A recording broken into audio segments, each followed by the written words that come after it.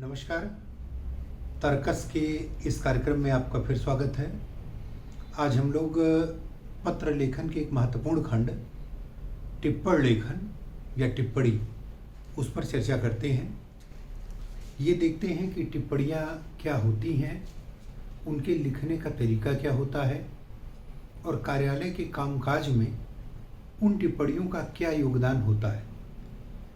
सबसे पहले इस विषय की चर्चा कर ली जाए कि टिप्पणी लिखने की आवश्यकता क्यों पड़ती है, टिप्पणी कौन लिखता है और किसी कार्यालय में टिप्पणियों का क्या महत्व होता है। आप इसको एक उदाहरण से समझिए कि किसी कार्यालय में एक शब्द, कहीं भी आप जाएंगे शासन प्रशासन के किसी भी स्तर पर, तो आपको एक शब्द सुनने को मिलेगा फाइल। हर जगह पर आप जाएंगे तो एक शब्द आपको सुनने को मिलेगा फाइल। कोई भी कार्य शासन प्रशासन के स्तर पर होगा तो वास्तव में इस फाइल से होगा या इस फाइल की एक संख्या दे दी जाएगी, फाइल नंबर, तो उस फाइल नंबर से काम होगा। जैसे मान लीजिए मिस्टर का खा गा बनाम मिस्टर याराला का कोई मुकदमा चल रहा है, तो अगर आप कहीं जाकर ये पूछें कि मिस्टर काखागा या मिस्टर याराला का मुकदमा कौन सा है, तो इसे उस कार्यालय में या न्यायालय में कोई नहीं बता पाएगा। लेकिन यदि आप जाकर ये पूछें कि हमें इस फाइल संख्या या इस मुकदमा संख्या के बारे में जानना है, तो तुरंत उस कार्यालय का जो कार्मिक होगा वो आपको वो फाइल निकालेगा, लाकर सामने रख देगा। क्योंकि एक नाम से तो बहुत सारे लोग हो सकते हैं, उनके प्रकरण बहुत सारे हो सकते हैं, लेकिन फाइलें जो होती हैं वो जैसे जैसे कहीं पर कोई केस आते हैं तो उनको एक नंबर दे दिया जाता है, एक फाइल बना दी जाती है। कैसे बना दी जाती है इसको समझिए। जैसे मान लीजिए कि मैं कोई पदाधिकारी हूँ, किसी कार्यालय में बैठा हुआ हूँ, उस कार्यालय में कोई एक एप्लीकेशन हमारे सामने आता है। वो मुकदमे के रूप में हो सकता है, प्रार्थना पत्र के रूप में हो सकता है, शिकायती पत्र के रूप में हो सकता है या किसी अन्य रूप में हो सकता है। किसी भी तरीके से वो रजिस्टर डाक से आ सकता है, स्पीड पोस्ट से आ सकता है, साधारण डाक से आ सकता है, बाई हैंड आ सकता है, IGRS से आ सकता है या किसी अन्य उच्चाधिकारी द्वारा या किसी अन्य कार्यालय द्वारा फॉरवर्ड कर दिया गया होता है। तो इस तरीके से कोई एक पत्र हमारे पास आता है। अब वह पत्र जब कार्यालय में रिसीव होगा तो एक व्यक्ति वहाँ बैठा होगा जो उस कार्यालय में उस आवेदन को रिसीव करेगा, उस पर मुहर लगाएगा, साइन करेगा और फिर जो भी संबंधित उस कार्यालय का पटल होगा उस पटल पर उसको भिजवा देगा। अब उस पटल पर सबसे पहले उसके लिए क्या काम किया जाता है, जैसे आपने मार्केट में देखा होगा कि 4-5 रुपए की एक फाइल टाइप की मिलती है, यानी एक थोड़ा सा मोटी दफ्ती वाली सीट होती है जिसको मोड़कर फाइल बना दी जाती है और ऊपर उस पर कार्यालय इत्यादि का नाम लिखा होता है। जैसे उदाहरण के लीजिए कि मान लीजिए ये इस तरीके का कोई पेज है और इस पर हमने लिख दिया कि लोक सेवा आयोग उत्तर प्रदेश इस तरीके से, या उच्च न्यायालय इलाहाबाद, और यहाँ पर हमने 2-3 कॉलम बना दिया, नाम बना दिया, संख्या बना दिया, विषय बना दिया, ये इस तरीके से हमने कॉलम बना दिया। तो मान लीजिए एक आवेदन पत्र हमको प्राप्त हुआ। अब हमने क्या किया कि एक फाइल लिया, एक धागा लिया, इस फाइल में उस आवेदन पत्र को नत्थी कर दिया और इसके ऊपर हमने शिकायतकर्ता का नाम, संख्या, दिनांक जो हमको फिलअप करना था वो कर दिया। वहाँ पर हर टाइप के शिकायत पत्रों के लिए एक रजिस्टर बनाया गया होता है। जैसे मैंने आपको पिछले लेक्चर में कार्यालय आदेश संख्या डालनी बताई, या पत्र के सारणी रूप में हम लोगों ने देखा कि किस तरीके से जितने पत्र प्राप्त होते हैं या निर्गत होते हैं उनको एक सीरियल नंबर देकर वहाँ पर दर्ज कर लिया जाता है। तो उसी तरीके से हर शिकायती पत्र को एक सीरियल नंबर दे दिया जाता है और फिर इस फाइल के ऊपर वह सीरियल नंबर दर्ज हो जाता है। तो अब इसका अर्थ ये हुआ कि उस आवेदन पत्र को इस फाइल में कर दिया गया और इस फाइल के ऊपर एक सीरियल नंबर दर्ज कर दिया गया। अब यह फाइल इस सीरियल नंबर की फाइल हो गई। इसको हम क्या कहते हैं, इस प्रक्रिया को हम कहते हैं फाइलिंग की प्रक्रिया। इसको हम क्या कहते हैं, फाइलिंग या फाइलिंग की प्रक्रिया। अब जो कार्यालय में काम शुरू होगा वह इसी फाइल पर शुरू होगा। अब इस फाइल में दो तीन चीजें होती हैं, किस क्रम में इसको काम हम करते हैं। यानी इस फाइल में सबसे पहले, ठीक है, सबसे पहले नंबर 1 पर जो प्रार्थना पत्र होगा या शिकायती पत्र होगा, सबसे पहले हम उसको लगाएंगे। जो प्रार्थना पत्र या शिकायती पत्र होगा इस फाइल में सबसे ऊपर ये लगेगा। और इसके बाद नंबर 2 पर हम क्या करेंगे कि रफ सीट जिसे कहते हैं या सादा कागज जिसे आप कह सकते हैं, इसको हम कार्यालय की भाषा में क्या कहते हैं, रफ सीट कहते हैं। तो सबसे पहले प्रार्थना पत्र लगेगा और प्रार्थना पत्र के ऊपर सादा कागज लगेगा, ठीक है।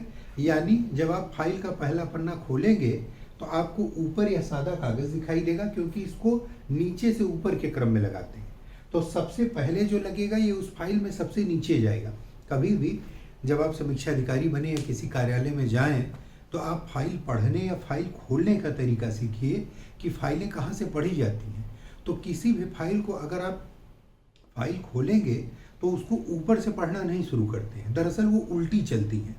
आप सबसे पहले, अगर आपको जानना है कि इस फाइल में सबसे पहले क्या हुआ, तो सबसे पीछे, यानी कि वो कार्यालय की भाषा में होगा सबसे पहले, जहाँ से काम शुरू होता है, तो सबसे पीछे आप फाइल को पलटिए, वहाँ आपको मिलेगा प्रार्थना पत्र। और उस प्रार्थना पत्र को आप पढ़ेंगे तब आप जानेंगे कि क्या मैटर था, क्या प्रकरण था। यानी यह जो प्रार्थना पत्र आता है, जो विषय आता है, इसको हम क्या कहते हैं, प्रकरण कहते हैं। प्रकरण का मतलब मामला, मैटर। तो अब आगे कार्यालय की भाषा में जब भी हम लिखें, पढ़ें, बोलें तो हम ध्यान रखें कि इस प्रकरण पर क्या हुआ, उस प्रकरण पर उचित कार्यवाही करें। ये शब्द हमारे लिए बहुत महत्वपूर्ण होगा। इसको न्यायालय की भाषा में केस भी कहते हैं। उस केस पर क्या हुआ, कार्यालय में उसी को प्रकरण कहते हैं। तो अब ये बन गया एक प्रकरण। तो सबसे पहले आप जब किसी फाइल को उल्टें, पढ़ें, तो आप उसके प्रार्थना पत्र को पढ़ेंगे तो आपको ये जान मिलेगा कि इस प्रकरण में क्या शिकायत हुई थी। और इसके बाद जो इसके ऊपर जैसे सादे कागज लगे हैं तो यहाँ उसकी सारी टिप्पणियाँ दर्ज होंगी। ये टिप्पणियाँ स्टेप बाय स्टेप, यानी सबसे पहले शिकायत आई तो उस पर क्या एक्शन लिया, किसने लिया, फिर वो कहाँ गया, फिर वो कहाँ गया, ये सारी चीज़ क्रमवार दर्ज होगी। या उस पर कोई आदेश निर्देश हुआ है, उस पर कोई मुकदमा हुआ है, उसके संबंध में कोई अन्य प्रार्थना पत्र आया है, तो ये सब उसी फाइल में लगता चला जाएगा। यानी उस प्रकरण पर जितनी कार्यवाही होगी, उससे संबंधित जितना अभिलेख होगा, जितना दस्तावेज होगा, वो सब उसी फाइल में जैसे जैसे प्राप्त होता रहेगा, उसी डेट और क्रम के हिसाब से वो लगता रहेगा। तो जब आप फाइल को पीछे से पढ़ना शुरू करेंगे तो आप स्टेप बाय स्टेप समझते जाएंगे कि वास्तव में इस फाइल पर कब कब क्या क्या किया गया और किस पायदान पर क्या गलती की गई, कहाँ से इस फाइल को कहाँ मूव किया गया, क्या त्रुटि हुई, एक अधिकारी से दूसरे अधिकारी तक यह फाइल किसके आदेश से पहुंची, या इस पर जो ऑर्डर हुआ वो किसके आदेश से हुआ। तो जब कभी आपको फाइलों का अवलोकन करना हो, जैसे जो नवनियुक्त अधिकारीगण होते हैं, जब वो किसी कार्यालय में ट्रेनिंग के लिए जाते हैं तो सबसे पहले वहाँ के सीनियर कहते हैं कि आप 2-4 मामलों की फाइल ले लीजिए और उसको पढ़िए। पहले आप पढ़कर समझिए, देखिए कि फाइल क्या होती है, कैसे होता है, उसमें क्या लिखा जाता है। तो इसीलिए मैं आपको बता रहा हूँ कि समीक्षा अधिकारी के रूप में तो आपको वह फाइल तैयार भी करनी है, फाइल पढ़नी भी है और ये सारी टिप्पणियाँ लिखनी भी हैं। जब बड़े अधिकारी हो जाते हैं तो वो बेसिक तौर पर फाइल नहीं तैयार करते हैं, लेकिन उस पर जो एक्शन होता है, जो उसके संबंध में आदेश निर्गत होते हैं, वो फिर उच्च अधिकारियों के स्तर से होते हैं। अभी आगे हम लोग उसके और डिटेल में चर्चा करेंगे। तो अब इसका क्या हुआ कि इस प्रकरण की एक फाइल बन गई। अब ये जो सादे कागज की मैं चर्चा कर रहा था, प्रार्थना पत्र के बाद लगा, यहीं से हमारा टिप्पणियों का कार्यक्रम शुरू होता है। अब टिप्पणी के बारे में 2-3 बातें और जानिए। पहला कि एक शब्द हमारे सामने आएगा, कहीं कहीं लिखा होता है टिप्पण, ठीक है, टिप्पण लेखन, और कहीं पर लिखा होता है टिप्पणी। तो दोनों में अंतर क्या है, ठीक है। आप इसको ऐसे समझिए कि टिप्पण लेखन जो है यह एक प्रक्रिया है, ठीक है, या क्या है, प्रोसेस है। यानी टिप्पणी लिखने की जो प्रक्रिया है उसे क्या कहते हैं, टिप्पण कहते हैं। तो आपसे अगर कोई पूछे कि टिप्पण क्या है, तो आप एक लाइन में जवाब दीजिए कि टिप्पणी लिखने की प्रक्रिया को ही टिप्पण या टिप्पण लेखन कहा जाता है। जिस तरीके से वो लिखा जाता है उसी को टिप्पण लेखन की विधि कहते हैं। और टिप्पण लेखन द्वारा जो कुछ लिखा जाता है उसे क्या कहते हैं? टिप्पणी कहते हैं। यानी यह प्रक्रिया है तो यह क्या है? उत्पाद है। आप ऐसे समझ सकते हैं कि अगर यह प्रक्रिया है तो टिप्पणी क्या है? उत्पाद है। तो टिप्पण लेखन की प्रक्रिया द्वारा जो कुछ लिखा जाए वो क्या है? टिप्पणी है। और टिप्पणी टिप्पण लेखन की प्रक्रिया द्वारा लिखी जाती है। तो आप शब्दों को लेकर भ्रमित ना हो, इन दोनों का अंतर आप समझें। दोनों लगभग एक ही हैं। टिप्पण लेखन प्रक्रिया है और टिप्पणी टिप्पण लेखन से जो कुछ लिखा गया। क्यों लिखा जाता है? किसी भी कार्यालय में, सीधा सा इसका उत्तर समझिए, किसी भी कार्यालय में प्राप्त किसी भी प्रकरण पर उसके समुचित निस्तारण के लिए कार्यालयीय स्तर पर जो कुछ कामकाज किया जाता है वह टिप्पणियों के माध्यम से ही संपन्न किया जाता है। यानी किसी कार्यालय में किसी प्रकरण पर उस प्रकरण के निस्तारण के लिए, प्रकरण को निक्षेपित करने के लिए, उस प्रकरण के संबंध में किसी प्रकार का आदेश निर्देश निर्गत करने के लिए, उस प्रकरण को एक निश्चित मुकाम तक पहुंचाने के लिए जो कुछ लिखा पढ़ी की कागजी कार्यवाही या प्रक्रिया होती है वो सब की सब टिप्पणियों के माध्यम से ही होती है। कार्यालय में कोई भी काम मौखिक नहीं होता है, सब कुछ टिप्पणियों के या लिखा पढ़ी के माध्यम से होता है। और लिखा पढ़ी का सबसे महत्वपूर्ण प्लेटफॉर्म, बेस, वो टिप्पणियाँ ही होती हैं। उस कार्यालय में टिप्पणियों के माध्यम से ही किसी प्रकरण का अवलोकन कर, उसकी फाइल का अवलोकन कर ये समझा जा सकता है कि इस पर क्या हुआ, कब हुआ, कैसे हुआ। तो ये इस तरीके से लिखा जाता है। तो हम ये कह सकते हैं कि कार्यालयी कामकाज में या कार्यालयी कामकाज की टिप्पणियां एक महत्वपूर्ण विधा है और किसी प्रकरण को निस्तारित करने की यह रीढ़ है। अगर टिप्पणियां ना हो तो वो प्रकरण स्टेबल ही नहीं हो पाएगा। इसलिए यह रीढ़ का काम करती हैं जो उस प्रकरण को एक निश्चित दिशा में ले जाता है। तो इसलिए टिप्पणियां किसी कार्यालय में लिखा पढ़ी की दृष्टि से बेहद महत्वपूर्ण होती हैं।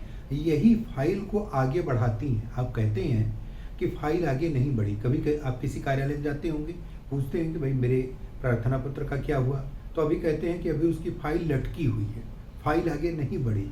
तो फाइल लटकने या फाइल आगे बढ़ने से आप क्या समझते हैं? आप यही समझते होंगे कि अभी उस पर कोई कार्रवाई नहीं हुई। तो जब उस पर कोई कार्रवाई होगी, वो किसी नए स्टेप पर आएगी तो हम कहेंगे फाइल आगे बढ़ी। तो वो नया स्टेप कहाँ से आएगा? इसी प्रकार की टिप्पणियों के माध्यम से आएगा। तो एक चीज़ तो ये कि टिप्पणी क्या होती है और क्यों लिखी जाती है। दूसरी चीज़ ये कि टिप्पणी किसके द्वारा लिखी जाती है, यह भी आप समझिए।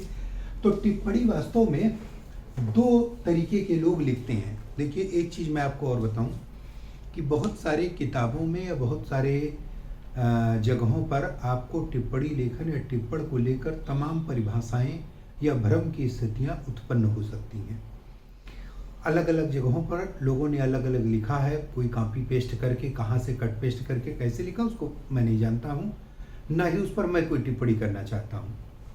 लेकिन जो मैं आपको पढ़ा रहा हूँ, ये बता रहा हूँ, ये वास्तव में बहुत इन चीज़ों को नज़दीक से जाना समझा गया है और उस पर मैंने 2-4 वर्ष अच्छी तरीके से काम किया है।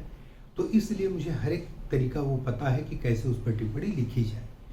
तो जो व्यवहारिक तरीका है, जो वास्तव में होता है और जो उसका एक्चुअल मानक है, वो मैं आपको बताऊंगा। बाकी किसी किताब में क्या लिखा है उस पर मैं कोई ना तो आपको बहुत ज़्यादा क्लियर कट जानकारी दे सकता हूँ और ना मैंने बहुत कुछ ऐसा पढ़ा है, तो इसलिए मैं आपको नहीं बता सकता हूँ।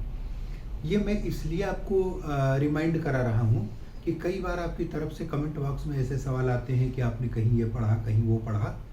तो अब आपने क्या पढ़ा, कहाँ पढ़ा, वो मैं नहीं जानता हूँ। मैं जो बता रहा हूँ वो चीज़ें बिल्कुल ठीक है, उसमें किसी प्रकार का कोई डाउट नहीं है।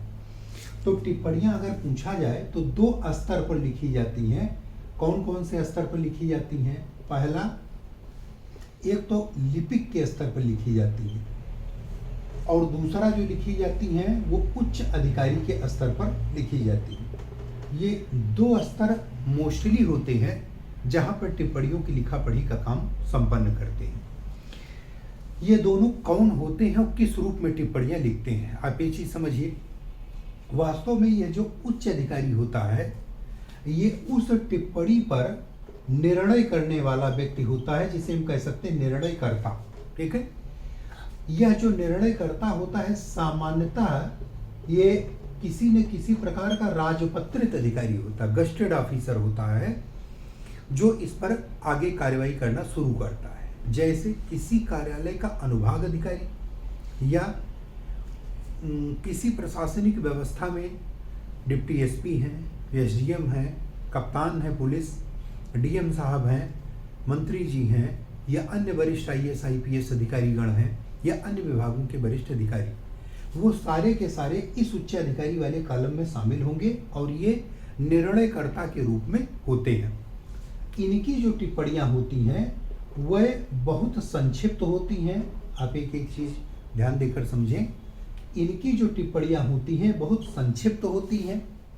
पहली विशेषता, ज़्यादातर उत्तम पुरुष की भाषा में ये आपको लिखी मिल जाएंगी, उत्तम पुरुष की शैली हो जाएगी। जो इनकी लैंग्वेज होती है वह भी आदेशात्मक होती है, आदेशात्मक होती है। तीन चीज आपको ध्यान रखना है कि उच्चाधिकारियों द्वारा लिखी गई टिप्पणियां प्रायः अति संक्षिप्त किस्म की, कोई डायरेक्शन या कोई आर्डर मॉड वाली होती हैं, यानी उनसे कोई निर्देशन या कोई आर्डर ये चीजें प्राप्त होंगी। प्रायः यह आदेशात्मक भाव से उत्तम पुरुष शैली में लिखी जाती है। जैसे उदाहरण के लिए कि हम लिख दें कृपया अवलोकन करना चाहिए। ठीक है, अवलोकन करना चाहिए। देखिए छोटा सा हो गया। अगर इस तरीके की कोई टिप्पणी मिले तो इसका मतलब है कि यह किसी न किसी उच्च अधिकारी द्वारा अपने से उच्च अधिकारी को लिखा गया होगा, कृपया अवलोकन करना चाहिए। या अगर कहीं पर अनुमोदन करना है तो केवल एक शब्द लिख जाएगा, अनुमोदित, और नीचे हस्ताक्षर हो जाएंगे, साइन हो जाएंगे। तो यानी कितनी संक्षिप्त टिप्पणियां लिखी गई हैं। ठीक है, या अगर कहीं पर मान लीजिए कि उसको आगे हमको कार्यवाही के लिए भेजना है तो इस पर आपको एक नया शब्द मिल सकता है। कहीं पर लिख देंगे कि अग्रेतर कार्यवाही हेतु, अग्रेतर कार्यवाही हेतु। ठीक है, इसका मतलब आगे की कार्यवाही के लिए इस फाइल को ट्रांसफर की जाती है। ठीक है, या कहीं पर केवल एक शब्द मिल जाएगा। ठीक है, आदेशार्थ, यानी आदेश करने के लिए उसको भेजी गई है तो एक शब्द मिल जाएगा आदेशार्थ। कहीं पर मिल जाएगा आपको सीधा सा, ठीक है, कि अवलोकित, अवलोकित इस तरीके लिख दिया जाएगा, पत्र निर्गत किया जाए, अवलोकित पत्र निर्गत किया जाए, साइन हो जाएगी, दस्तखत हो जाएगा नीचे। ठीक है, तो यहां पर ये चीज ध्यान रखिए कि इनका स्वरूप कैसा है, बहुत ही संक्षिप्त तरीके से है। तो जो उच्च अधिकारियों द्वारा टिप्पणियां लिखी जाएंगी वह बहुत संक्षिप्त होती हैं, उत्तम पुरुष शैली में, आदेशात्मक भाषा में प्रायः लिखी जाती हैं। उन पर किसी न किसी प्रकार का आदेशात्मक या डायरेक्शन वाला निर्देशात्मक पुट उसमें आपको दिखाई देगा। कई सारे उच्च अधिकारी होते हैं, फाइल इस टेबल से उस टेबल घूमती रहती है। जिस अधिकारी को अपने अधिकार क्षेत्र में, अपने विभाग पर जो निर्णय लेना होता है वो उस प्रकरण के संदर्भ में लेता है। ये तो इनकी बात हो गई। अब दूसरा महत्वपूर्ण है जो वास्तव में टिप्पणी का सबसे बेसिक स्तर है, जहां से टिप्पणी स्टार्ट होगी, उच्च अधिकारी का तो नंबर बाद में आएगा, वो लिपिक का स्तर आता है। अब किसी कार्यालय में लिपिक होते हैं, लेकिन जैसे सचिवालय है, उत्तर प्रदेश लोक सेवा आयोग है, निर्वाचन आयोग है, वहां पर यही काम लिपिक वाला ही कौन करते हैं, वो जो आरओ साहब लोग होते हैं, यानी समीक्षा अधिकारी होते हैं, उनकी ये जिम्मेदारी होती है। तो किसी कार्यालय में कहीं पर लिपिक का पद होता है, लेकिन उत्तर प्रदेश शासन या अन्य जगहों पर जो होते हैं, इन्हीं को आप लिपिक को सामान्य भाषा में बाबू, बड़े बाबू इस तरीके से कह देते हैं। लेकिन जहाँ शासन का स्तर है, या लोक सेवा आयोग है, निर्वाचन आयोग है, वहाँ समीक्षा अधिकारी इस प्रकार के काम को संपन्न करते हैं। इनकी विशेषता क्या है, ये स्तर पर जो टिप्पणियां लिखी जाएंगी वह टिप्पणियां पहली चीज तो विस्तृत रूप में लिखी जाएंगी। लेकिन विस्तृत का ये मतलब नहीं है कि जितना चाहे उतना हम उस पर किस्सा कहानी लिखते रहें। विस्तृत का मतलब यहाँ है कि किसी प्रकरण के सभी पक्षों को उसके सुसंगत नियमों और तथ्यों के आलोक में स्पष्ट करते हुए लिखा जाना चाहिए।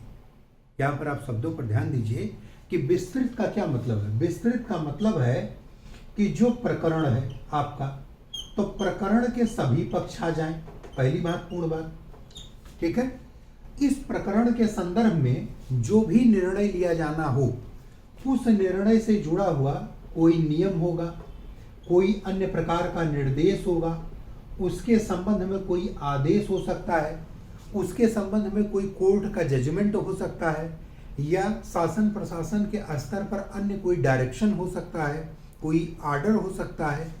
तो ऐसे जितने भी नियम, निर्देश, आदेश इत्यादि हों जो संगत हो, यानी रेलिवेंट हो, जिससे उस प्रकरण का सीधा संबंध स्थापित होता हो, तो इन सारे संगत नियम, निर्देशों, विधियों, आदेशों या जितने भी डायरेक्शन है, उन सब का उल्लेख करते हुए उस प्रकरण के सभी पक्षों को स्पष्ट किया जाता है। यदि इसमें कोई तथ्य हो, यदि उसके संबंध में कोई अन्य साक्ष्य हो, तो उन सब का उल्लेख वहां पर स्पष्ट रूप से किया जाएगा, ताकि जब वह फाइल उच्चाधिकारी के पास आदेश के लिए पहुंचे, तब वह टिप्पणी पढ़कर यह जान ले कि इसके संबंध में कार्रवाई की जो दिशा दी गई है वह किस डिसीजन के ग्राउंड पर, किस नियम के ग्राउंड पर, या किस प्रकार के आर्डर या जियो के ग्राउंड पर वो चीजें दी गई हैं। प्रकरण के कितने डायमेंशन हैं, प्रकरण के संबंध में कोई अन्य एविडेंस हो, ये सारी चीजें उस टिप्पणियों में उल्लिखित कर दी जाती हैं। ऐसा इसलिए किया जाता है क्योंकि प्राइमरी स्तर पर या प्राथमिक स्तर पर, इनके स्तर पर लिखी जाने वाली टिप्पणियां वो पूरे प्रकरण का एक हिसाब से कहिए पोस्टमार्टम करती हैं, पूरी रेलिवेंसी के साथ करती हैं, जिससे उच्चाधिकारी उस पर निर्णय ले सके। चूंकि उच्चाधिकारियों के पास समय की कमी होती है, प्रशासन का आकार पिरामिडाकार होता है। ठीक है, जैसे जैसे आप ऊपर जाएंगे उच्चाधिकारियों की संख्या घटती जाएगी, तो पिरामिडाकार होने के कारण उन पर कार्यबोझ ऊपर की तरफ बढ़ता जाएगा। जैसे जैसे बढ़ता जाएगा तो उनके पास इतना टाइम नहीं होगा कि वह प्रकरण में नियमों विनियमों की खोज करे और उसको समझे। तो इसलिए उनके सहायक के तौर पर कार्यालय में जो ये सब कार्मिक तैयार होते हैं, तैनात होते हैं, वह इन नियमों विनियमों को या जितने भी प्रख्यापित आदेश हैं उन सबको उल्लिखित करते हुए टिप्पणियों को स्पष्ट कर देते हैं। अब जब उच्चाधिकारी देखेगा तो उनके आलोक में वो उन पर जो डिसीजन लेना होगा वो ले लेगा।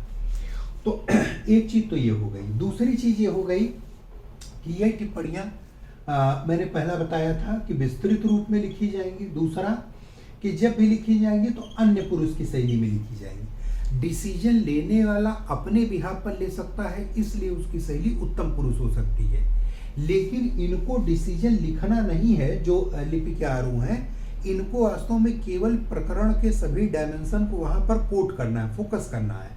तो इसलिए यह सदैव अन्य पुरुष की शैली में ही टिप्पणी लिखेंगे, जो लिखेंगे तो विस्तृत होगी, अन्य पुरुष की शैली में होगी। तीसरा जो पॉइंट होगा, इसकी जो शैली होगी वह वास्तव में विश्लेषण परक होगी। शैली कैसी होगी? विश्लेषणात्मक होगी, यानी मैंने आपको पहले बताया कि सारे डायमेंशन को क्लियर करने वाली होगी, तो उसे क्या कहेंगे? विश्लेषणात्मक तरीके से वो चीजें लिखी जाएंगी। अन्य बातें कही जाती हैं कि बहुत ही सूक्ष्म तरीके से, बहुत ही सटीक तरीके से, यानी किसी चीज को टू द पॉइंट के स्तर पर वो लिखी जाती है। ये इसकी अन्य विशेषता होती है कि टिप्पणियों का आलेखन सूक्ष्म, सूक्ष्म का स्तर, सूक्ष्म का मतलब यहाँ छोटा नहीं है, सूक्ष्म का मतलब डीपली है। तो अगर हम ये कहें कि सूक्ष्म स्तर तक उनका लेखन होता है, तो इसका मतलब है कि वह छोटी नहीं बल्कि डीप में जाकर उनको पूरी तरीके से एनालाइज किया जाता है। वह सटीक हो, टू द पॉइंट हो, यानी उनमें एक्यूरेसी हो, अनावश्यक कोई बात करने के बजाय, प्रकरण इधर उधर घुमाने के बजाय जो उसमें उचित है वो कार्यवाही वहां पर लिखी जाए। तो अब यहाँ पर आपने देखा कि भाषा शैली के भी दो स्तर हैं। इनके स्तर पर क्या भाषा शैली है, इनके स्तर पर क्या है। यहाँ टिप्पणी संक्षिप्त है, यहाँ टिप्पणी विस्तृत है। ठीक है, यहाँ पर विश्लेषण नहीं है, केवल आदेशात्मक निर्देशात्मक गाइडलाइन है या डिसीजन है। यहाँ पर विश्लेषणात्मक है और यहाँ पर कार्यवाही की दिशा को स्पष्ट किया जाता है। कार्रवाई नहीं की जाएगी, कार्रवाई तो इनके आदेश से होगी। कार्रवाई की दिशा को पोस्टमार्टम करके उसका होल सोल जो होगा वो प्रस्तुत किया जाएगा यहाँ पर। तो ये दोनों में बेसिक अंतर यहाँ पर वो है, उसको आपको समझना चाहिए। अब ये जब टिप्पणी लिखेंगे तो जो कुछ टिप्पणी लिखेंगे वो एक निश्चित प्रारूप पर लिखेंगे। ये एक सादे कागज पर ही लिखी जाती है। जैसे कोई आपको आवेदन पत्र प्राप्त हुआ, शिकायती पत्र, और मान लीजिए उसमें आधा पेज सादा है, तो वहाँ से टिप्पणी नहीं लिखेंगे, उस पर नहीं लिखेंगे, वो आवेदन पत्र वैसे ही रहेगा, बस सादा पेज जोड़कर तब हम अलग से उस पर टिप्पणियाँ लिखना शुरू करेंगे। तो ये चीज़ यहाँ पर बेहद महत्वपूर्ण है। तो ये जो आरओ के स्तर पर, समीक्षा अधिकारी के स्तर पर या कार्यालयी लिपिक के स्तर पर जो टिप्पणियाँ, वरिष्ठ लिपिक के स्तर पर जो टिप्पणियाँ लिखी जाती हैं, उनके वास्तव में 3 महत्वपूर्ण पार्ट होते हैं, 3 मेजर पार्ट होते हैं। पहला पार्ट क्या होता है? पहला पार्ट वो इंट्रोडक्शन टाइप का होता है, ठीक है, जिसको हमें कहते हैं कि किसी प्रकरण के संबंध में प्रकरण का उल्लेख, ठीक है, यहाँ पर ध्यान रखिएगा, प्रकरण का उल्लेख या प्रकरण का परिचय। जो इसका प्रथम प्रस्तर होगा, पहला पैराग्राफ होगा, यानी कि इसका जो प्रथम प्रस्तर होगा, पहला पैराग्राफ होगा, उसमें प्रकरण की संक्षिप्त जानकारी देते हुए प्रकरण को स्पष्ट किया जाता है, वह प्रकरण का परिचय देती है। तो ये होगा, ये एक पैराग्राफ में होता है 3-4 लाइन, 5 लाइन। प्रकरण को डिटेल में नहीं लिखना है, संक्षिप्त रूप में बस ये लिखना है कि जो क्लाइंट है या जो इस प्रकार का शिकायत करता है क्या चाहता है, उसकी डिमांड क्या है। तो संक्षिप्त रूप में प्रकरण को इस ढंग से उल्लेख किया जाता है। यहाँ पर 2 चीज़ें बहुत जरूरी होती हैं जो उल्लिखित साथ ही कर दी जाती हैं। पहला क्या होता है यहाँ पर, एक कि वह जो प्रकरण है उसमें शिकायती पत्र की तारीख क्या पड़ी हुई है, दिनांक क्या है। दिनांक का उस प्रकरण से एक महत्वपूर्ण संबंध होता है, इसलिए हर प्रकरण में दिनांक जरूरी है। अब यहाँ पर एक टेक्निकल बात वो आपको समझने वाली है कि दिनांक उस पत्र में कहाँ से मिलेगा, व्यवहारिक समस्या आती है, वो आप समझिए। पहला, ये दिनांक कहाँ होगा, तो नंबर 1 बात कि जो प्रार्थना पत्र लिखा रहता है उस पर ही दिनांक डाल दिया जाता है, ठीक है। तो आपको ये दिनांक कहाँ से मिलेगा, मान लीजिए आप आरओ हैं और कोई एप्लीकेशन आपके पास आई तो उसमें डेट आपको खोजनी है, तो कहाँ खोजेंगे, तो पहला प्रार्थना पत्र देखिए, ऊपर या नीचे कहीं ना कहीं दिनांक आपको जरूर पड़ा मिलेगा। अगर प्रार्थना पत्र में दिनांक पृथक रूप से नहीं डाला गया होगा तो कई बार लोग जहां हस्ताक्षर करते हैं वहीं पर डेट डाल देते हैं। तो या तो पृथक रूप से डाला गया होगा या तो जहां हस्ताक्षर है वहां आपको मिल जाएगा। एक चीज तो ये हो गई। दूसरा, मान लीजिए कि प्रार्थना पत्र में या हस्ताक्षर में कहीं भी जो एप्लीकेंट है वो डेट नहीं डालना भूल गया। कई बार ऐसे प्रार्थना पत्र आते हैं जिसमें दिनांक का उल्लेख नहीं रहता है, तब क्या करेंगे, तो उस पटल पर जो इसको रिसीव करेगा, यानी पटल पर जब वह रिसीव हो, यहां ध्यान रखिएगा, तो जब वह पटल पर रिसीव हो तब रिसीव करता क्या करता है, आप कई बार एप्लीकेशन लेकर जाते हैं, कहते हैं साहब रिसीविंग दे दीजिए, तो जब वो आपका एप्लीकेशन लेगा तो अपने कार्यालय की मोहर लगाकर साइन कर उस पर डेट डाल देगा। तो अगर यहाँ पर डेट नहीं पड़ी है तो फिर हम किस डेट को आधार मानेंगे, तब हम पटल पर जब वह रिसीव हुई है तब हम उसको मानेंगे। इन 2 जगहों पर अगर ये लापरवाही करेंगे तो कार्यालय अपनी जिम्मेदारी पूरी करेगा। मान लीजिए इन केस कि यह भी लापरवाही कर देता है, या कई बार ऐसा हुआ कि आवेदन पत्र का वह भाग फट गया या डेट स्पष्ट नहीं है, क्लियर नहीं है, तब क्या करेंगे, तब आपको, यानी जो उस पर कार्रवाई करने वाला इस स्तर का व्यक्ति है जो उस कार्यालय में लिपिक के समीक्षा अधिकारी के स्तर पर है, वह जब उस प्रकरण को प्राप्त करे तब की डेट वह उस डेट से उस प्रकरण को मान सकता है। अगली बात, अगर कभी यह प्रार्थना पत्र डाक से आया हो तो प्रार्थना पत्र में अगर दिनांक नहीं होगा तो जब डाक डिस्पैच की गई होगी तो वहां से आपको डाक खाने की मुहर को भी अगर आप देखेंगे तो वहां भी तारीख का उल्लेख किया गया होगा, तो वहां से मिल सकता है, या फिर सूचना पटल से मिल सकता है, या फिर आपके स्तर पर मिल सकता है। तो डेट 3-4 जगहों से मिल सकती है, लेकिन होनी जरूरी है। ये मैं आपको इसलिए बता रहा हूँ क्योंकि कोई प्रकरण जब माननीय न्यायालय के समक्ष पहुँच जाएगा तब यही छोटी छोटी त्रुटियाँ वो आपको कटघरे में खड़ी करती हैं। तो इसलिए कार्यवाही करते समय उसकी सम्यकता का ध्यान रखना चाहिए। सम्यक कार्यवाही तब होगी जब ये सारी प्रोसीडिंग पूरी होगी। तो दिनांक का उल्लेख। दूसरा, ये जो प्रकरण है उसको हम आप क्या कह देते हैं, जो हमारे लिए लेटर है, अब उस पर हमको क्या करना, विचार करना है। ठीक है, तो अब हमारे लिए पत्र क्या हो गया, विचारणीय पत्र, यानी वह पत्र जिस पर हमें विचार करना है। तो इस विचारणीय पत्र को, इसका पूरा नाम क्या है, विचारणीय पत्र। लेकिन जब हम इसको लिखेंगे पत्र में, तो हम इसको सीधे सीधे क्या लिखते हैं, विपा, यानी विचारणीय पत्र। अगर एक पत्र है, कई बार ऐसा होता है कि एक ही फाइल में कई पत्रों पर कार्यवाही कर ली जाती है। जैसे मान लिया आरटीआई की आपने कोई फाइल बनाई, तो आरटीआई की फाइल में अब कई ऐसे प्रार्थना पत्र आरटीआई के आते रहेंगे और उसी फाइल में उसको हम चलाते रहेंगे। ठीक है, वैसे तकनीकी तौर पर तो हर प्रकरण के लिए अलग फाइल बना लेनी चाहिए, लेकिन कई बार काम का बहुत ज़्यादा होता है, संसाधनों की संख्या कम होती है, तो एक ही फाइल में कई प्रकरण चलते रहते हैं। तो ऐसे में हम इसको क्या करते हैं, बीपा फर्स्ट। ठीक है, मान लीजिए 2 प्रकरणों पर एक साथ हमको कार्यवाही करनी है, तो बीपा फर्स्ट व सेकंड ऐसे कर देंगे। ठीक है, या मान लीजिए 10 हैं, तो हम क्या कह देंगे कि बीपा फर्स्ट से 10 तक। ठीक है, ये इस तरीके से हमने लिख दिया, बीपा फर्स्ट से 10 तक, यानी 1 से 10 तक जितने विचारणीय पत्र इसमें लगे हैं सब। कभी कभी ऐसा होता है कि एक ही विषय पर सेम मैटर आ जाते हैं। जैसे आप लोग लेटर भेजते हैं और मान लीजिए 100 लेटर पहुंच गया कि सर पीसीएस 2021 में पदों की संख्या कितनी है, तो अब समान टाइप की सारी बातें हो गई, एक ही सूचना सबको प्रोवाइड करवानी है। तो ऐसे में क्या करेंगे कि 10 पत्र आए हैं तो 10 को कर देंगे बीपा 1 से लेकर 10 तक। या अलग अलग विशिष्ट प्रकरण है तो अलग अलग बना लेंगे, कार्यालय की सुविधा है, लेकिन इसको क्या कहेंगे, बीपा।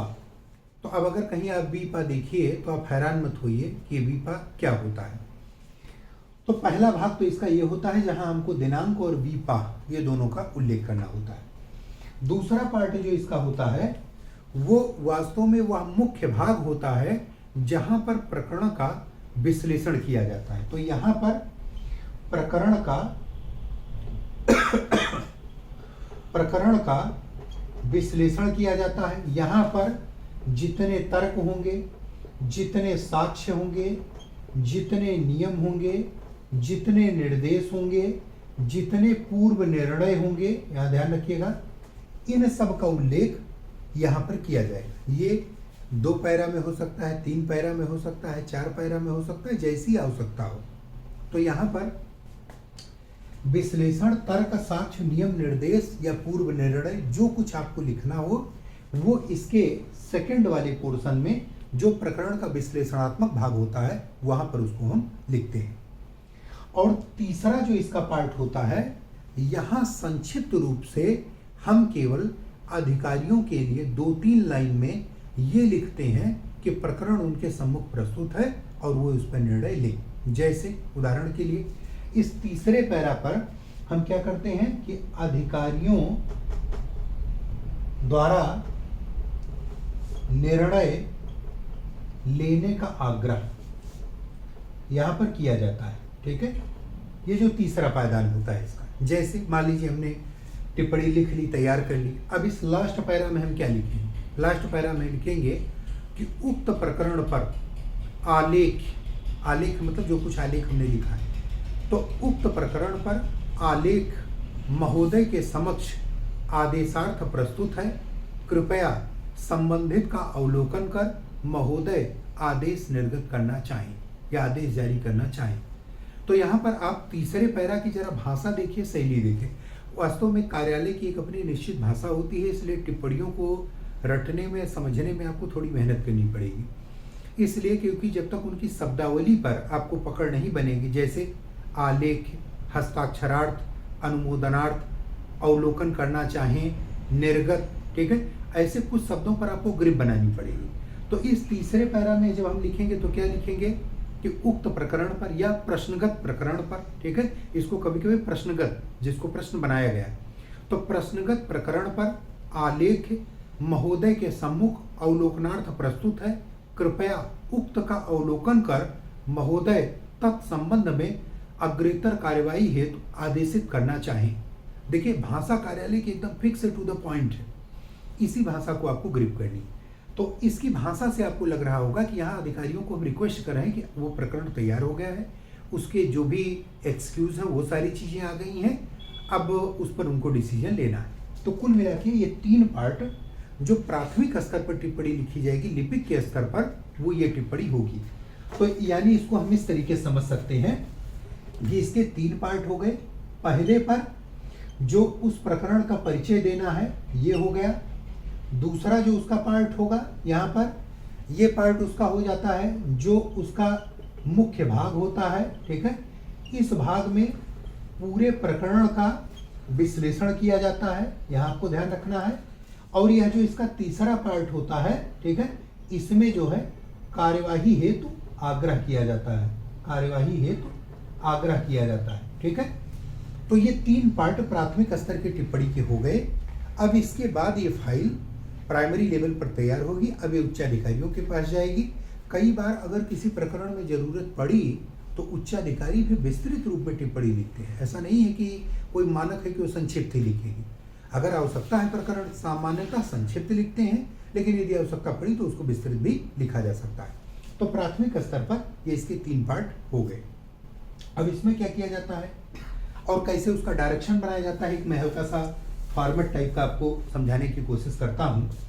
जैसे मान लीजिए कि ये कोई आपका जो है पेपर है, ठीक है, रफ शीट आपने ले लिया, ये पेपर है। तो पेपर में दोनों तरफ पहले क्या करते हैं, पर्याप्त हाशिया छोड़ देते हैं। यहाँ पर ध्यान रखिए, ये जैसे इस तरफ भी हमने हाशिया छोड़ दिया और इस तरफ भी हमने हाशिया छोड़ दिया, ठीक है, दोनों तरफ। ये तो यानी पहले क्या करना है, लिखने का तरीका क्या है कि दोनों तरफ हाशिया हमने छोड़ दिया, ठीक है। अब आप अपनी कॉपी में क्या करेंगे, कॉपी में तो वैसे ही जगह कम होती है, तो आप कॉपी की लाइन ये मान लें, ठीक है। आप कॉपी की, अपनी एग्जाम कॉपी की ये 2 लाइन वहाँ पर खींची होती है, ये दोनों लाइन मान लें और उस लाइन में एक शब्द की जगह इधर से छोड़ दें और एक शब्द की जगह इधर से छोड़ दें। तो बीच में थोड़ा ही होगा, लंबा हो जाएगा नीचे की तरफ, लेकिन फिर भी उसमें काम चलाइए। टिप्पणियों को ऐसा चुनाव करिए कि थोड़ा उनका कंटेंट बहुत बड़ा ना हो, संक्षिप्त रूप में लिख दिया जाए, लेकिन ये हाशिया छोड़ना यहाँ पर मस्ट होता है। एक्चुअल में ज़्यादा बड़ा पेज होता है तो अच्छा हाशिया हो जाता है। यह हाशिया इसलिए होता है कि मान लीजिए यहाँ कोई पैराग्राफ लिखा है और इससे संबंधित कोई चीज़ हमको पॉइंट आउट या उच्च अधिकारी को पढ़ते समय कोई पॉइंट आउट यहाँ पर हाईलाइट करना है, तो वो इसको यहाँ कार्नर पर मार्क कर देगा, लिख देगा, यहाँ कार्नर पर मार्क कर देगा, लिख देगा। जैसे कि मान लीजिए ये कोई पैराग्राफ है और इस पैराग्राफ में उच्च अधिकारी को लगा कि यहाँ पर कोई बात सही नहीं लिखी हुई, तो क्या करेगा, वो इस तरीके से इसको यहाँ पर अंडरलाइन करेगा और यहाँ पर यक्स बना देगा, ठीक है। अब इसको हम कार्यालय की भाषा में क्या कहते हैं, स्थल, मतलब स्थान, स्थल यक्स। तो नीचे जब अधिकारी अपनी टिप्पणी करेगा और मान लीजिए उसको फाइल को लौटाना है तो वो लिख देगा कि कृपया स्थल यक्स का पुनर्परीक्षण कर तत्पश्चात आख्या प्रस्तुत करें। इसका मतलब क्या हो, फाइल हमारी वापस आ गई। अब हमें क्या करना है कि स्थल यक्स के संबंध में उसे कुछ समझ में आया होगा अधिकारी को, या वो लेगा, लिख देगा कि स्थल यक्स के संबंध में कृपया वार्ता करें। तो इसका मतलब कोई डाउट होगा या कोई बात होगी, उसको समझना चाह रहा होगा, तो इसका मतलब इस लाइन के संदर्भ में या इस टॉपिक के संदर्भ में वो बात करना चाह रहा है। तो फिर अधिकारी जाता है, संपर्क करके बात आपस में कर लेता है। ये व्यवहारिक तरीका है। तो इस तरीके से आप एक पहले वो प्रोफार्मा तैयार करेंगे। इस प्रोफार्मा में इस हाशिए का उपयोग करते हुए सबसे पहले हमें लिखना है यहाँ से वी पा फर्स्ट, ये लिखना है। इसी के नीचे कभी कभी लाइन खींच देते हैं और कभी कभी नहीं खींचते हैं, दोनों बात है, लाइन कोई मुद्दा नहीं है। इसके बाद यहाँ लिखते हैं दिनांक, तो जो पत्र का दिनांक हो, यानी बीपा संख्या 1, बीपा का जो दिनांक हो वो यहाँ पर डाल देंगे। अब इसके बाद जो परिचय वाला पोर्शन मैंने बताया वो यहाँ से लिखना शुरू करेंगे, ये इस तरीके से, ये परिचय वाला ये पोर्शन यहाँ पर मान लीजिए कि मिस्टर काखागा अधिवक्ता माननीय उच्च न्यायालय इलाहाबाद द्वारा प्रार्थना पत्र जो सूचना का अधिकार अधिनियम 2005 के अंतर्गत प्राप्त हुआ है के संबंध में निम्न आलेख्य प्रस्तुत है। तो इस तरीके से पहले पैरा में हमने क्या किया, ये इस तरीके की भाषा शैली का उपयोग किया। अब इसके बाद दूसरे पैरा में यहाँ से हम क्या करेंगे वो लिखना शुरू करेंगे। ठीक है, ये इस तरीके से हम दूसरे पैरा भी लिखना शुरू करेंगे। मान लीजिए पैराग्राफ हमें चेंज करना है। अब यहाँ पर एक टेक्निकलिटी और है। वो टेक्निकलिटी क्या है कि इस पैरा में तो कोई प्रस्तर नंबर नहीं पड़ेगा, ये ध्यान रखिएगा। ठीक है, और इसको हम आप इस मूल प्रस्तर का हिस्सा मानेंगे भी नहीं। ठीक है, ये जो सेकंड पैरा जिसे हम आप कह रहे हैं, ये वास्तव में इसका फर्स्ट पैरा है। ठीक है, क्योंकि ये तो परिचय हो गया, इंट्रोडक्टरी पार्ट हो गया, तो इसको इसकी चर्चा हटा दीजिए, इसको हटा दीजिए। अब ये हमारा पहला पार्ट हो गया। पत्र लेखन के नियमानुसार प्रस्तर संख्या 1 में वो संख्या का उल्लेख नहीं होगा, शेष में होगा। तो अब प्रस्तर संख्या 1 हम किसे मान रहे हैं, कंफ्यूज मत होइए। ये इंट्रोडक्टरी पार्ट है, इसको छोड़ दीजिए। प्रस्तर संख्या 1 ये हो गई, इसमें नंबर का उल्लेख नहीं होगा। प्रस्तर संख्या 2 से नंबर का उल्लेख होगा। तो प्रस्तर संख्या 2 यहां से हो गई, अब इसमें नंबर का उल्लेख हो गया। तो मान लीजिए कि ये दूसरा पैरा हो गया। तीसरा पैरा फिर लिखना है, तो इस तरीके से तीसरा पैरा हो गया। ये इस तरीके से हमने लिखा। तो ये हमारा फर्स्ट पार्ट हो गया इंट्रोडक्टरी, ये हमारा मेन सब्जेक्ट हो गया। ठीक है, जो हमको लिखना था। अब जहां पर वो तीसरा पार्ट हमने बताया था, ये जो कार्यवाही हेतु आग्रह है, इसमें भी नंबरिंग नहीं पड़ेगी। अब ये पैरा हम कहां से लिखेंगे, यहां से हम लिखेंगे उस कार्यालय के अधिकारी के लिए, ये हमने लिख दिया। ठीक है, तो अब ध्यान रखिए, ये इसका जो है पहला पार्ट हो गया, ये विश्लेषणात्मक हो गया, ये तीसरा हो गया। प्रस्तर नंबरिंग जो करनी है वो केवल इस सेकंड वाले फेज में करनी है। सेकंड वाले फेज में पहले प्रस्तर पर नंबर नहीं पड़ेगा, बाकी शेष प्रस्तर पर नंबर पड़ेगा। ये तकनीकी आलेखन है, तो इसलिए इसका हम आप ध्यान रखेंगे। तो ये तरीका यहाँ पर हो गया। अब ये हमारी टिप्पणी लिख गई, इसकी भाषा शैली लिख गई। अब यहाँ पर क्या हुआ, मान लीजिए एक पेज हम यहाँ कंटिन्यू कर लेते हैं। चलिए, ये हाशिया बना दिया गया, पेज कंटिन्यू हो गया। ठीक है, ये पृष्ठ संख्या का भी उल्लेख कर देते हैं, ये पृष्ठ संख्या का भी उल्लेख कर देते हैं। पृष्ठ संख्या 1, पृष्ठ संख्या 2, ये ऐसे बना देते हैं कभी कभी, इसलिए कि बीच से अगर कोई फाइल का एक पन्ना फाड़ दे तो पता चले कि पृष्ठ संख्या 1 है कि 2 है।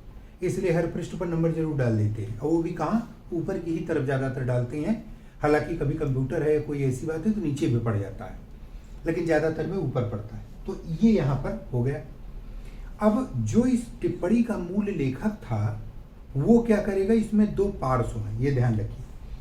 पहला पार्श्व इस हाशिए के अंदर वाले भाग में आप देखिए, पहला पार्श्व ये हो गया, दूसरा पार्श्व ये हो गया। ठीक है, यानी अगर इसमें भी हम 2 तरीके से इसको बांटना चाहें तो हम ये कह सकते हैं, यहां से मान लीजिए हम 2 पार्ट बांटना चाहें तो ये इसका बायां पार्श्व हो गया और ये इसका दायां पार्श्व हो गया। अब यहां पर एक टेक्निकलिटी और है, क्या कि जो ये निचले स्तर के लोग होंगे जिन्होंने मूल टिप्पणी तैयार की है, मान लीजिए फाइल वापस लौट आए, तो कभी भी ये जब दोबारा अपनी टिप्पणी लिखेंगे तो हमेशा ये बाएं पार्श्व पर ही लिखेंगे, ये अनिवार्य है। और जो उच्चाधिकारी आदेश निर्गत करेंगे वो कहाँ होगा, दाएं पार्श्व पर होगा। ऐसे कोई लाइन नहीं खींची होती है, एक अनुमान होता है। यानी ये लिखेंगे तो इनका ज्यादातर भाग इधर सटा होगा उच्चाधिकारी का, और ये लिखेंगे जो वरिष्ठ लिपिक या आरू के स्तर पर हैं तो उनका ज्यादातर भाग इधर सटा होगा। ठीक है, तो ये चीज यहाँ पर ध्यान रखनी है।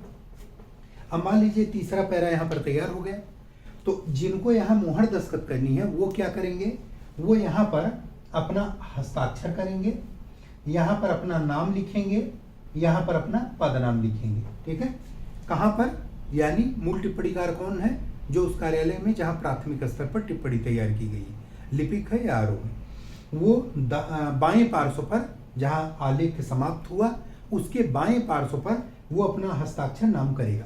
ज्यादातर अब क्या हो रहा है कार्यालय में, आपको ऐसे प्रारूप बना देना है, नाम डैश पद डैश ऊपर हस्ताक्षर के लिए हा बनाकर डैश। एक्चुअल में क्या होता है, सबके पास मोहर होती है, अपनी मोहर लगा देते हैं और ऊपर साइन कर देते हैं, एक्चुअल में जो होता है। लेकिन अब एग्जाम में तो मोहर तो ऐसी है नहीं, इसलिए आप एक अनुमानित ऐसे जगह बनाकर छोड़ दीजिए। ठीक है, अब मान लीजिए उच्चाधिकारी के पास पहुंची, तो उच्चाधिकारी क्या करेगा, इसके सम्मुख कभी कुछ नहीं लिखा जाएगा, दोनों पार्श्व में जहां जो लिखा होगा अगली कार्यवाही उसके नीचे होगी। तो यानी अब हमें जो अधिकारी को लिखना है वो क्या लिखना है, वो इसके नीचे लिखना है। ठीक है, तो मान लीजिए अधिकारी को लगा कि ये वाला भाग जो है, ये जो नियम दिया गया था ये डाउटफुल है, जैसा मैंने आपको बताया स्थल यक्ष के संबंध में, तो ये मान लीजिए यहाँ पर उसने यक्ष कर दिया। ठीक है, और यहाँ पर उसने एक डायरेक्शन दे दिया, ठीक है, कि स्थल यक्स के संबंध में वार्ता करे, ठीक है, वार्ता करे, ठीक है। और फिर ये करेगा हस्ताक्षर नाम पद। मैंने तरीका वही बताया, सामान्यतः मुहर होती है, मुहर लगा के अधिकारी केवल साइन कर देता है, ठीक है। अधिकारी बहुत कम होता है, सामान्यतः साइन कर देता है। जो उसके कार्यालय में उसके सहायक स्टोन वगैरह होते हैं सब मुहर लगा के ले आते हैं फाइल में, तो मुहर लगा देगा हस्ताक्षर। अब इसका मतलब ये हुआ, देखिए मूल वाला कहाँ किया, बाएं पार्श्व पर, और उच्च अधिकारी कहाँ किया, दाएं पार्श्व पर। अब ये फाइल उनके पास चली गई, अब वो गए, उनसे वार्ता किए, समझ लिए, वार्ता करके समझ के आए, जैसा उनको निर्देश मिला, तो यहाँ से वो क्या लिखना शुरू किया, वो यहाँ से शुरू करेंगे। लिखेंगे कि उक्त प्रकरण पर वार्तानुसार संशोधित आलेख, यानी जो कुछ आपने कहा कि इसको करेक्ट कर लाइए, वो मैंने करेक्ट कर दिया है। संशोधित आलेख आदेशार्थ प्रस्तुत है, आदेशार्थ प्रस्तुत है, ये हो गया। और फिर इन्होंने क्या किया, हस्ताक्षर नाम पदनाम, वही कार्यवाही, हस्ताक्षर नाम पदनाम। अब ये फिर अधिकारी के पास पहुंच गई, आदेशार्थ प्रस्तुत है। अब अधिकारी ने क्या किया कि उसने इस पर आदेश कर दिया, जिस पाठ पर फिर वह लिख दिया कि आदेश निर्गत किया जाए, यानी कुछ भेजना रहा होगा तो उसने लिख दिया आदेश यानी जो भेजना रहा हो भेज दिया जाए, ऑर्डर हो गया, आदेश निर्गत कर दिया जाए, तो ये संक्षिप्त कर दिया। फिर वही बात, हस्ताक्षर नाम पदनाम। तो अब ये पूरी कार्यवाही इस पर हो गई, ठीक है। तो आपको परीक्षा में क्या करना है, वहाँ एक बड़ा चैलेंज है। तो परीक्षा में आपको एक कोई काल्पनिक पत्र अपने दिमाग में रखना है, क्योंकि जब तक हमारे दिमाग में कोई काल्पनिक पत्र ना हो, कोई कंटेंट ना हो, तब तक हम ये कंटेंट या ये टिप्पणी नहीं लिख पाएंगे। मैं जानता हूँ ये काम थोड़ा टिपिकल है, आपको अभ्यास करना पड़ेगा। आपके नोट्स में मैंने ये चीज़ें विस्तृत रूप में लिखी हैं, समझाई भी हैं। तो आप पहले जब पत्र लेखन पर आप तैयारी कर रहे हैं, तो आप पहले एक कोई पत्र अपने दिमाग में शिकायती पत्र तय कर लीजिए। मान लीजिए सबसे सरल जो है वो आरटीआई वाला है, ठीक है। तो आप एक सबसे सरल आरटीआई का पत्र तैयार कर लीजिए, जिसमें आप ही लोक सेवा आयोग को कोई एप्लीकेशन भेजे हो तो आप ही एप्लीकेंट बन जाइए, ठीक है। नामों का प्रयोग कूट करना है, का खागा आबासा XYZ करें तो X देवनागरी लिपि में लिखें, ठीक है। तो इस तरीके से हम करें। ये ध्यान रखें कि कभी अगर अधिकारियों के लिए संबोधन करें तो महोदय शब्द का वहाँ पर उपयोग करें, जैसे परीक्षा नियंत्रक महोदय द्वारा, सचिव महोदय द्वारा, अध्यक्ष महोदय द्वारा, या कहा गया या आदेशित किया गया, अध्यक्ष महोदय द्वारा जारी किए गए निर्देश के क्रम में, लैंग्वेज ठीक हो। न्यायालय के लिए कभी कभी कोई शब्द लिखे तो माननीय शब्द जरूर लगाइए, ठीक है, कि माननीय उच्च न्यायालय इलाहाबाद खंडपीठ ने, माननीय उच्चतम न्यायालय ने क्या कहा, ठीक है। तो न्यायालय के साथ माननीय शब्द, थोड़ी थोड़ी चीज़ें भाषा को लेकर जरूरी होती हैं। प्रशासन एक अनुशासित डिपार्टमेंट होता है, तो वहाँ इस तरीके की चीज़ें बहुत केयर की जाती हैं, भाषा शैली ठीक होनी चाहिए।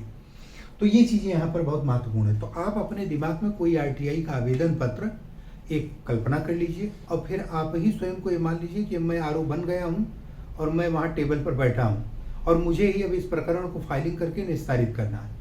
तो जो मैंने आपको नोट्स दिया है आपके टेलीग्राम लिंक पर, उसमें एक आध ऐसे लेटर हैं भी, तो उन्हीं को आधार बनाकर आप इस तरीके का एक आलेख तैयार कर लीजिए, ठीक है। और आलेख तैयार करके और फिर इस तरीके से उस पर एक वो बना लीजिए। आपको जो एग्जाम में लिखना है वो ये भी लिखना है, यहाँ तक लिखना है। जब आप यहाँ तक, ये बहुत संक्षिप्त है, बहुत छोटा है, और भी बड़ा होता है, कई फाइल कई टेबल पर घूमती रहती है, कई लोगों के आदेश होते हैं। आपको क्या करना है, एग्जाम की दृष्टि से एक छोटा लेकिन सटीक तैयार कर लीजिए, जिसमें टिप्पणी लेखन की जो मोटा मोटी विशेषताएं हैं वो सारी इस पर आ जाएं। तो ये इस तरीके का एक प्रकरण करिए। ये 2-3 जरूर करवा दीजिएगा कि एक बार ये मूल टिप्पणी तैयार की गई, फिर अधिकारी ने उसको वार्ता के लिए दिया, या कोई भी अन्य ऐसा हो सकता है, एक मॉडल मैंने बता दिया। तो इस तरीके से वार्ता कर ली गई और फिर उस पर आदेश हो गए। तो जब यहाँ तक लिखेंगे तब पूरा नंबर मिलेगा, तब माना जाएगा कि ये आपने कंप्लीट लिखा। कॉपी में कितने पेज दिए जाएंगे मुझे नहीं पता है, 1 पेज दिया जाएगा कि 2 पेज दिया जाएगा। जब आप एग्जाम में लिखने जाएंगे तो 1-2 अपना देख लीजिएगा, उसी के हिसाब से लाइन छोटी बड़ी कर लीजिएगा, अक्षर थोड़ा सा हटा लीजिएगा और ये अपना करके, जैसे भी अब एग्जाम है जो कहा गया हो तो करना ही है। और ये इसलिए भी आदत डाल लीजिए क्योंकि प्रशासन में जब आप पहुँचेंगे तो वहाँ सब आपके मन की और सब आपकी सुविधा की नहीं होगी। कई बार ऊपर से ऐसे आदेश आ जाएंगे कि इसको तत्काल प्रभाव से कराइए। अब आपको समझ में नहीं आएगा कि तत्काल प्रभाव से काम कैसे होगा, लेकिन आदेश तो आदेश है, तत्काल प्रभाव से होना है, तो इसलिए कोई ना कोई बीच का रास्ता आपको निकालना पड़ेगा। तो वो आदत यहीं से आप सीख लीजिए कि अगर मैटर ज़्यादा है और कॉपी में कम पेज दिए है तो बीच का रास्ता हम कैसे निकालेंगे, तभी अधिकारी बनेंगे। एक चीज़ यहाँ पर छोटी सी और ध्यान रखनी है कि ये जो सबसे ऊपरी हिस्सा यहाँ पर होता है, तो जिस अधिकारी के सम्मुख ये फाइल प्रस्तुत करनी होती है प्राइमरी स्तर पर, वहाँ पर उस अधिकारी का नाम डाल देते हैं। तो यहाँ पर जो भी अधिकारी होगी, जैसे मान लीजिए सचिव के यहाँ जानी है तो यहाँ पर सिर्फ एक शब्द लिख देते हैं सचिव और ये कामा लगा देंगे। तो इसका मतलब हो जाएगा सचिव बीपा संख्या 1 दिनांक के प्रस्तुत है, टिप्पणी है जो उस पर आदेश हो। निदेशक के यहाँ जानी है निदेशक लिख देंगे, ठीक है। परीक्षा नियंत्रक के यहाँ जानी परीक्षा नियंत्रक लिख देंगे, या मुख्य सचिव के यहाँ जानी है तो मुख्य सचिव लिख देंगे, जैसा भी हो तो उस तरह ये लिख देंगे। तो अब आपको ये क्लियर हो गया कि टिप्पणी क्या होती है, फाइल से या प्रकरण से उसका क्या संबंध है, टिप्पणी कौन लिखता है, टिप्पणी के मेन पार्ट कौन होते हैं, भाषा शैली किस रूप में होनी चाहिए, अगर एक टिप्पणी एक्चुअल में लिखी जाए तो कैसे बनती है, इसका फॉर्मेट भी हमने आपके नोट्स में दिया है कि फॉर्मेट बनाएं तो कैसे बनाएं, और इसका एग्जाम्पल भी दिया है। तो दोनों पर आप घर बैठकर कॉपी पेन लेकर अच्छी तरीके से अभ्यास कर लीजिएगा। एक बार एक सवाल आपको पूछ लिया गया था कि टिप्पणियों के कितने भेद होते हैं। कई बार उसमें जो है कई जगहों पर मैंने कन्फ्यूजन वाली चीज़ें देखी। कोई लिखा था उच्चाधिकारियों द्वारा लिखी गई टिप्पणियाँ, आर्थिक टिप्पणियाँ, ठीक है, या वरिष्ठ लेखकों द्वारा लिखी गई टिप्पणियाँ, तो ये कोई उसका भेद नहीं है, ठीक है। वो आर्थिक हो, प्रशासनिक हो, कुछ भी हो, लिखने का तरीका उसका यही है। इस टाइप का डिवीजन ठीक नहीं है, लेकिन 5-6 उसके भेद होते हैं मोटे मोटे। मैंने आपके नोट्स में संक्षिप्त रूप से लिख दिया है, एक एक लाइन उनकी डेफिनेशन लिख दिया है। जैसे एक भेद है इसका कि सामान्य टिप्पणी, ठीक है, तो किसी प्रकरण पर जो टिप्पणी पहली बार लिखी जाती है उसे सामान्य टिप्पणी कहते हैं। जैसे ये पोर्शन हो गया, तो ये क्या है, जनरल टिप्पणी है, सामान्य टिप्पणी एक भेद ही है। दूसरा विभागीय टिप्पणी, ऐसी ही कभी कभी टिप्पणियाँ होती हैं जो किसी डिपार्टमेंटल एक्शन से संबंधित होती हैं। ये तो मैंने किसी आवेदन पर बताया, किसी शिकायती पत्र पर बताया। कभी कभी कुछ टिप्पणियाँ ऐसी होती हैं जो डिपार्टमेंटल एक्शन से जुड़ी होती है, तो उन्हें विभागीय टिप्पणियाँ कहते हैं। नियमित टिप्पणी, कभी कभी ऐसा होता है, कुछ प्रकरण ऐसे होते हैं जहाँ कार्यालय पर डे टू डे टिप्पणी करना होता है, ठीक है, उस पर डेली टिप्पणी कुछ न कुछ करना होता है, लिखना होता है। तो जो डे टू डे कार्यालय के स्तर पर की जाने वाली टिप्पणियाँ हैं उन्हें नियमित टिप्पणी कहते हैं। इसी तरह संपूर्ण टिप्पणी, जैसे यहाँ से यहाँ तक पूरा, ये क्या हो गया, संपूर्ण टिप्पणी हो गए, तो ये संपूर्ण टिप्पणी है। सूक्ष्म टिप्पणी क्या होता है, कभी कभी अधिकारी जैसे ये लिख दिया स्थलीयक्ष, ठीक है, अब यहाँ पर वो एक शब्द और लिख देता स्थलीयक्ष परीक्षण, ठीक है, ये लिख दिया स्थलीयक्ष परीक्षण, तो ये क्या होगा, सूक्ष्म टिप्पणी हो गई। ये जो दोनों तरफ हाशिया छोड़ा जाता है ये वास्तव में इसीलिए लिखा जाता है सूक्ष्म टिप्पणी के लिए। तो ये तो आपकी मूल टिप्पणी हो गई, ये सामान्य टिप्पणी हो गई, पूरा मिलाए संक्षिप्त संपूर्ण टिप्पणी हो गई, और ये क्या हो गई, सूक्ष्म टिप्पणी हो गई। इसी तरीके से अनौपचारिक टिप्पणियाँ ऐसी होती हैं जो 2 विभागों या 2 मंत्रालयों के स्तर पर अनौपचारिक ढंग से बहुत सारी चीज़ें लिखी जाती हैं, उन्हें हम आप क्या कहते हैं, अनौपचारिक टिप्पणियाँ। एक बार ऐसा सवाल भेद का पूछा गया था, हो तो ये 5-6 टाइप याद रखिएगा, 2-2 लाइन उनकी डेफिनेशन आप लिख दीजिएगा, लेकिन मूल ये जो है ये आपको लिखना वहाँ जरूरी है। 2 चीज़ें मैं और क्लियर कर दूँ आपको, 2 शब्द किसी ने कमेंट बॉक्स में पूछा था तो मैं यहाँ पर लिख दूँ। एक शब्द था वो शब्द था कार्यवाही, और एक शब्द था कार्यवाही, ठीक है, ये 2 शब्द आते हैं, ठीक है। कार्यवाही ये इस तरीके से रहता है, इसको ये कार्यवाही, ठीक है, तो ये कार्रवाई और कार्यवाही, ठीक है, इसको अंग्रेजी में एक्शन कहा जाता है और इसको अंग्रेजी में प्रोसीडिंग कहा जाता है, ठीक है, प्रोसीडिंग 2 शब्द है। कार्यवाही को प्रोसीडिंग कहा जाता है, कार्यवाही को एक्शन कहा जाता है। किसी फाइल के निस्तारण के संबंध में जो ये प्रक्रिया इस तरीके की अपनाई जाती है इसी को कार्यवाही कहते हैं। यानी किसी प्रकरण को निर्णय बिंदु तक पहुंचाने में जो जो स्टेप लिए जाते हैं वो सब क्या है? कार्यवाही है। ठीक है। कार्यवाही क्या है? किसी बल द्वारा, पुलिस फोर्स, सेना, आर्मी, किसी बल द्वारा किसी घटना, किसी इंसिडेंट को कंट्रोल करने के लिए, नियंत्रित करने के लिए जो आवश्यक बल प्रयोग किया जाता है उसे क्या कहते हैं? कार्यवाही या एक्शन कहते हैं। तो जो दोनों चीज ध्यान रखिएगा। इसका संबंध कार्यवाही का आवश्यक बल प्रयोग से है और इसका किसी प्रकरण के निर्णय बिंदु तक पहुंचाने से। तो ये दोनों का अंतर है। टिप्पणी का नोट्स वो आपके टेलीग्राम चैनल पर है। जो लोग नहीं जुड़े होंगे, कमेंट बॉक्स में उसका लिंक होगा, जुड़ जाएंगे। और ये एक महत्वपूर्ण टॉपिक था। अगली बार हम लोग जब भी चर्चा करेंगे तो प्रतिवेदन पर चर्चा करेंगे कि प्रतिवेदन क्या होता है। धन्यवाद।